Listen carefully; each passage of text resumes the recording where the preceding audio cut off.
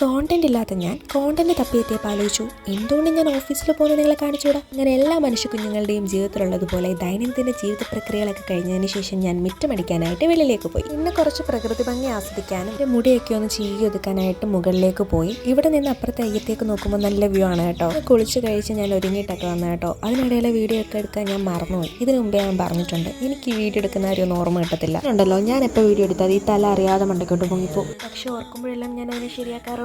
പിന്നെ ഞങ്ങൾ വീട്ടിൽ നിന്ന് ഇറങ്ങിയേ. അപ്പം ഞാനും ചേച്ചി കൊണ്ടാണ് കേട്ടോ ഓഫീസിൽ പോകുന്നത്. ആൾ LLB പാസ് ഔട്ട് ആയ കാര്യം ഞാൻ ഇതിനുമ്പ് വേറെ വീട്ടിൽ പറഞ്ഞായിരുന്നു. ഓക്കെ, അപ്പം തൽക്കാലം എൻറോൾമെൻറ്റ് വരെ എൻ്റെ ഓഫീസിലേക്ക് കയറിയേക്കുവാണ്. ആദ്യം നമ്മൾ വീടിനടുത്ത് സ്റ്റോപ്പിൽ നിന്ന് കായംകുളത്തോട്ടുള്ള ബസ് കയറും. അങ്ങനെ ഞങ്ങൾ കായംകുളത്തെത്തി. പിന്നെ ഇവിടുന്ന് പത്തനംതിട്ടയിലേക്കുള്ള ബസ് കയറും.